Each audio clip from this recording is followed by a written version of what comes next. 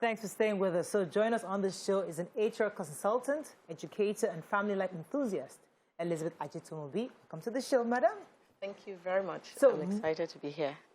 Usually, for some weeks now, we have been having conversations around family, handling issues, crises. And if you recall, there was a video about somebody who had a help, who tried to poison them with some kind of, I think, was it Dettol or some kind of antiseptic. Antiseptic. Yeah. So in continuation of that, actually, because that's really the crux of our conversation today, is how do we begin to manage these situations? How do we even prevent it from happening? I think the first question we should be asking ourselves is we need to desist from, we need to move from child labor, hiring underage children.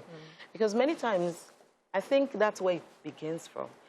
People would say, oh, this person tried to kidnap my child, or this person tried to poison my food, this person tried to, she did something. How old is this person we're talking about? Recently, there was, I don't know if you saw a little girl that her employer poured hot water on her body, and then you saw it. And many times, it's frustrating dealing with a child. Asking a child to be a domestic staff, it's a lot of work. A domestic staff's job is not an easy task. You know how it is. The staff is the first person to wake up in the house. They try to put things together. And most likely, they are usually the last people to go to bed. And then it continues like that every day for 365 days. And they don't have days off. They do not have days off. For me, I know we focus so much. I don't know whether your agency does anything for the family that is taking the assistant.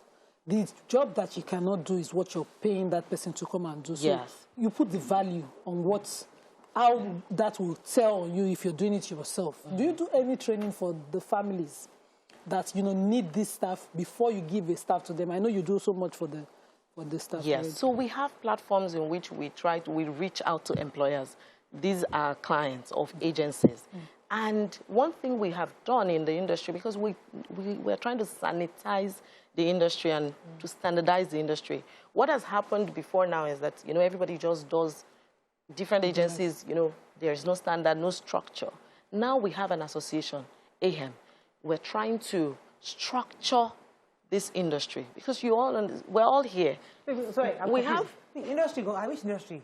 Yes. Supports the industry. Industry, but how is it an industry? Yes, it is an industry. It's a care industry, and it's a very huge one. And if we actually pay attention to it, we can get huge economic value from that industry. Yes. So one of the things that agencies under AHEM are doing is, before a staff is deployed, there has to be a written contract. So the contract, the domestic staff has a contract, the agencies have the contract, and the employers themselves. And some of the things that contains we have in the contract is a staff should have a resumption time and a closing time, even though they're in your house. Somebody cannot just be working like, even machines break down. Machines break down. So there has to be a defined working hours, defined days off work. Your staff should be fed morning, afternoon, night, especially if they're leaving. Sometimes you have employers that will say, oh, I'm feed farm, I want to be slim, so my staff too. Your staff doesn't want to be slim. Just your staff needs carbs to do the work. Let them just give them food. What if somebody employs somebody from your agency and that person is a murderer? Okay, so before who is liable? So before a staff is deployed to a home, so we do background checks.